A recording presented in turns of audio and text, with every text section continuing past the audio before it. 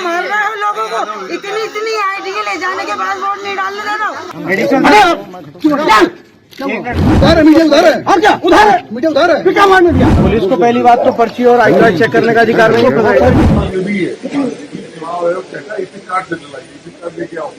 मतदाता पहचान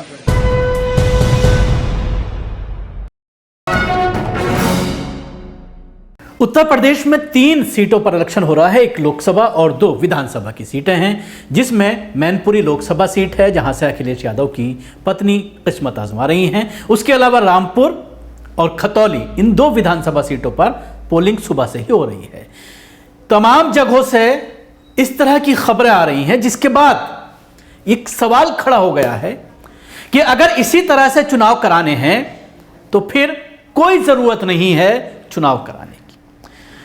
बीजेपी का कोई कैंडिडेट को आप बिना चुनाव के ही घोषित कर दीजिए कि वो एमएलए और एमपी बन गया, क्योंकि रामपुर में जिस तरह की जुल्म ज्यादती पुलिस के जरिए लगातार सैकड़ों तस्वीरें सामने आ रही हैं। डेलीगेशन लगातार चुनाव आयोग के अधिकारियों से मुलाकात कर रहे हैं, लेकिन उसके बावजूद कोई भी एक्शन नहीं लिया जा रहा है। और उसी तरह से पुलिस काम कर रही है। जो सुबह 8 बजे पोलिंग शुरू हुई थी, आज शाम होते होते पुलिस का रवैया बिल्कुल टस से मस नहीं हुआ है, जिससे आप अंदाजा लगा सकते हैं कि तमाम शिकायतों के बावजूद यूपी चुनाव आयोग से लेकर के केंद्रीय चुनाव आयोग तक शिकायत के बावजूद, बार बार समाजवादी पार्टी के बड़े नेताओं के ट्वीट करने के बावजूद, उसमें बाकायदा इलेक्शन कमीशन को टैग करने के बाद भी कोई एक्शन नहीं लिया जा रहा। जबरदस्त धांधली चल रही है। पुलिस, जिसका कोई राइट नहीं बनता कि वो इलेक्शन के वक्त जब लोग बूथ पर जा रहे हैं वोट देने के लिए, आप उनकी पर्ची या उनका आईडी कार्ड चेक करें। यह जिम्मेदारी इलेक्शन कमीशन ने बाकायदा कुछ लोगों को दी हुई है, जिनका काम वहां पर वोट डलवाना है। यह उनकी जिम्मेदारी बनती है वो चेक करें कि क्या इनके पास कोई वैलिड डॉक्यूमेंट्स है या नहीं।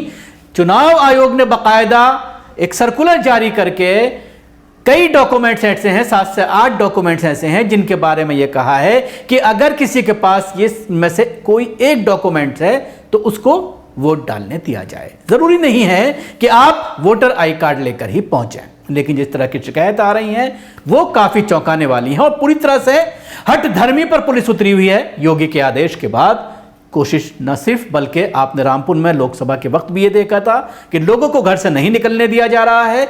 जो लोग वहां पर पहुंच रहे हैं उनके आधार कार्ड, आईडी कार्ड चेक करके जब ये लग रहा है कि ये समाजवादी को वोट देने आए हैं, मुसलमान हैं, तो उनको किसी ना किसी बहाने से वहां से भगा दिया जा रहा है।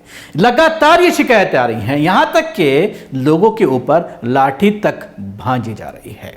सबसे पहले मैं आसिम रजा, जो रामपुर से विधानसभा का इलेक्शन लड़ रहे हैं, आजम खां के अयोग्य साबित करने के बाद, घोषित करने के बाद कोर्ट के जरिए यह चुनाव हो रहा है और आसिम खान को समाजवादी पार्टी ने वहां से विधायक के तौर पर कैंडिडेट बनाया है, एमएलए का कैंडिडेट बनाया है।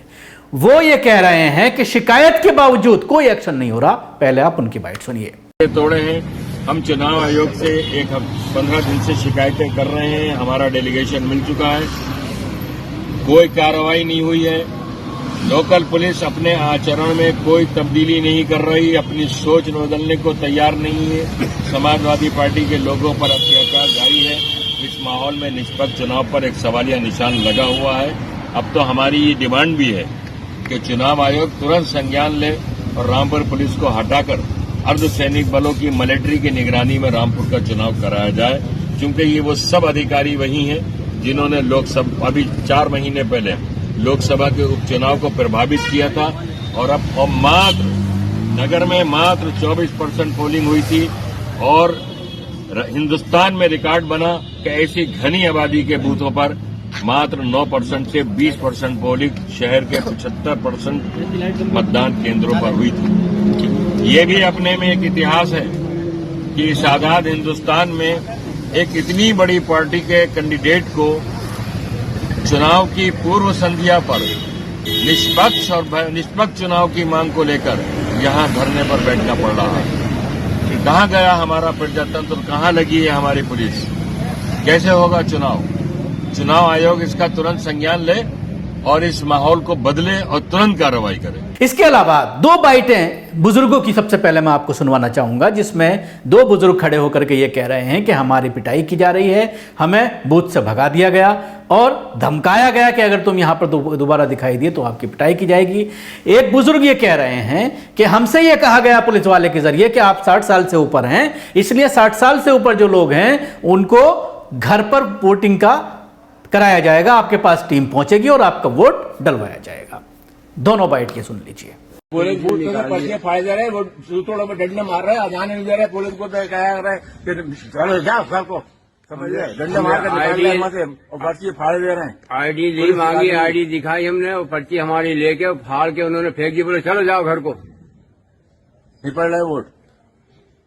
किस समय की बात है? ये अभी आधे घंटे की बात है। घंटे के बाद 7:30 8 बजे की। ना मना कर दिया, 60 साल वाले का वोट घर पड़ेगा। मना किसने करा? पुलिस वाले ने। पुलिस वाले ने घर पे वोट डाल क्या कहा आपसे? घर 60 साल वाले से ऊपर का वोट घर पड़ेगा। आपने पूछा कब को और कौन आएगा वोट लेने के लिए घर पे? नहीं पूछा। अच्छा, नहीं पूछा। है अच्छा, आधार भी है, वोट भी है। अच्छा, फिर आप क्या करेंगे? क्या करेंगे? नहीं डालेंगे। इसके अलावा ये तो हो गई, बहुत सारे लोग ऐसे हैं बेचारे जाहिल हैं, पढ़े लिखे नहीं हैं, पुलिस की बातों में आ जाते हैं, लेकिन बहुत से लोग ऐसे हैं जो कहीं ना कहीं ये बताते हैं, सर्कुलर लेकर के जाते हैं कि अगर मेरे पास कोई भी इन 8 डॉक्यूमेंट्स में से मेरे पास है तो मुझे वोट देने से आप नहीं रोक सकते। ऐसे लोगों को कल ही आकर के धमकाया गया। एक पूर्व IRS हैं ZM खान, उनके घर पर इलाके की पुलिस पहुंची, CO पहुंचे और उनको जिस तरह से धमकाया गया वो भी आप सुन लीजिए। मैं जैसे ही बाहर गया तो उन्होंने मेरे साथ बड़ा अभद्र व्यवहार किया, बड़ी अश्लील बातें की, मुझको धमकाया कि मैं तुझे जेल भेज दूंगा। उसको ये समझने की जरूरत थी कि एक सभ्य व्यक्ति से बात कैसे की जाती है। वो मुझे क्या क्रिमिनल समझ रहे थे? रामपुर में ही समाजवादी पार्टी का जो बस्ता लगता है टेबल पर, उस पर बीजेपी के लोगों ने आके तोड़फोड़ की और उसके बाद भाग गए। जब पूछ रहे हैं पत्रकार तो जिस तरह से आप ये देख सकते हैं कि CO वहां से भागते हुए नजर आ रहे हैं। बैठे हुए थे, पर्चियां दे रहे थे, एक ही है बाकी सारी कुर्सी है, सारी मेज हमारी दोनों बताइए। एक आप इलेक्शन नहीं करा वाला कर दिया। नहीं ये साहब आप हमसे मना करते हम पर्चा नहीं, हम पर्चा नहीं भरते। अगर आपको जिताने है इसे पार्टी को दे दीजिए। नहीं पार्टी को दे दीजिए। अच्छा भाषा देखिए, ये एसडीएम साहब है और ये कुछ सुन नहीं रहा है हमारी। बिल्कुल रोक कर नहीं रहा है। इसके अलावा बहुत सारे वीडियो ऐसे सामने आ रहे हैं जिसमें समाजवादी पार्टी के वोटर्स को चिन्हित किया जा रहा है, यानी कोई दाढ़ी टोपी में है या बुर्के में है तो उनको बाकायदा चिन्हित करके उनको वहां से भगाया जा रहा है।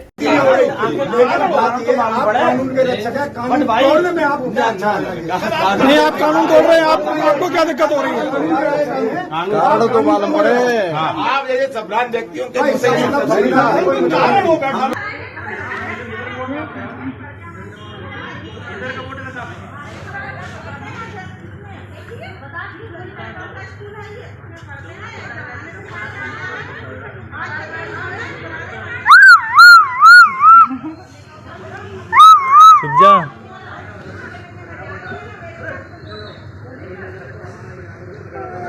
इस पूरे मामले को लेकर समाजवादी पार्टी का एक बड़ा डेलीगेशन मैनपुरी और इन सारी घटनाओं को लेकर के चुनाव आयोग के दफ्तर में पहुंचा। कल भी शिकायत की गई थी, लगातार अखिलेश यादव ट्वीट कर रहे हैं और चुनाव आयोग को बार बार उसमें हैशटैग भी किया जा रहा है, उनको टैग भी किया जा रहा है, लेकिन उसके बावजूद कोई एक्शन नहीं है। देखिए डेलीगेशन ने क्या क्या शिकायतें चुनाव आयोग से की। हो रही है। एक बूथ के बगल में बैठ करके एक व्यक्ति जो एक दल विशेष के हैं, गमछा डाले हुए हैं और वो ऐसे हाथ में पैसा लिए और दे रहे हैं कि ये पैसा लीजिए वोट आपको भाजपा को देना है, ये पैसा लीजिए वोट आप भाजपा को, ये दारू लीजिए। और ये बकायदा वीडियो चल रही और उस बूथ का नंबर उसमें आ रहा है। अभी की जो रामपुर की पोजीशन है उसमें तो एकदम अन्याय कर दिया। गलियों में पुलिस खड़ी कर दी गई, महिलाओं को बच्चों को आने नहीं दे रही रामपुर। जो पहुंच जा रहे हैं उनको लाठी मार रहे। अरे नहीं पूछो, ये करेंगे जो गलियां हैं, जो गलियां हैं उस गली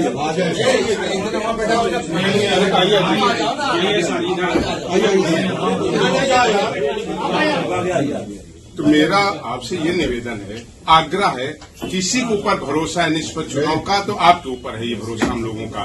रामपुर में जो ये ज्यादती हो रही है, अगर ये ज्यादती तत्काल नहीं रुकी तो जिस तरीके से वहाँ मात्र 12% अभी तक वहाँ पोलिंग हुई है, गलियों में लोगों को रोका जा रहा है, आने नहीं दिया जा रहा, लोग आ रहे हैं तो लाठीचार्ज किया जा रहा है वहाँ पर, इस पर तत्काल रोक लगाइए और इसमें हस्तक्षेप करिए। इसके अलावा अब चलते हैं खतौली की तरफ। खतौली में भी इस तरह की चीजें सामने आ रही हैं।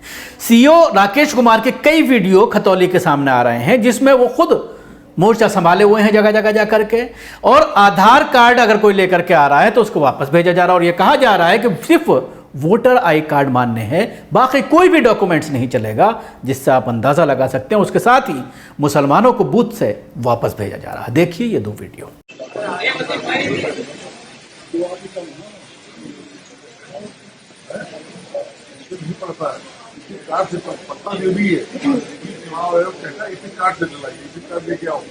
मतदाता पहचान हाँ जी होने के आगे तो कर आँख कैसी हो रही है।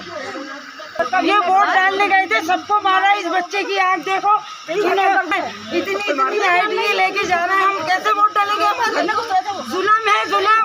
घरों में घुस रहा है, डंडे मार रहे हैं, इसकी आंख सुरख करती। बच्चे को देखो कितना मारा है बच्चे को, और घर के दरवाजे नहीं खोलने दे रहे, जुल्म कर रहे हैं। ये बताओ कि कल को क्या हशर करेंगे हमारा? हाथ दिखाओ बाजी, वोट डालने, ये बताओ वोट का अधिकार छीन लो। जब रात आसिम राजा बैठे थे धरने पे, उन्होंने कहा कि वोट का अधिकार छीन लो, क्यों नहीं छीना? ये जुल्म करोगे हमारे साथ, रामपुर वालों के साथ? कल को तुम हमारा क्या हशर करोगे? बुज़दिल हो, बुज़दिल, जालिमों, मार रहे हो लोगों को। इतनी आईडी ले जाने के बाद वोट नहीं डालने दे रहा हो। इसके अलावा मैनपुरी में भी लोकसभा इलेक्शन चल रहा है जिसमें अखिलेश यादव की पत्नी डिंपल अपनी किस्मत आजमा रही हैं। वहाँ से भी इस तरह की गड़बड़ी की हज़ारों शिकायतें आ रही हैं। तो आप अंदाज़ा लगा सकते हैं जब इसी तरह की तमाम बूथों पर इस तरह की शिकायतें आ रही हैं तो ऐसे में इलेक्शन की क्या ज़रूरत है? लोकतंत्र का पूरी तरह से मजाक उड़ाया जा रहा है। हालांकि आजकल सारी फैसिलिटीज़ हैं, लोगों के पास कैमरे हैं, मोबाइल हैं, उसमें लगातार तस्वीरें आती हैं। एक और आखिर में मैं आपको वीडियो दिखाना चाहूँगा।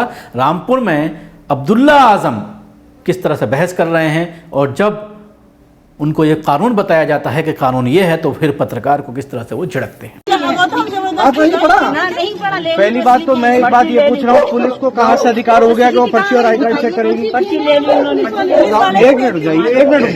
पुलिस को पहली बात तो पर्ची और आई कार्ड चेक करने का अधिकार नहीं है। सर जिम्मेदारी नहीं।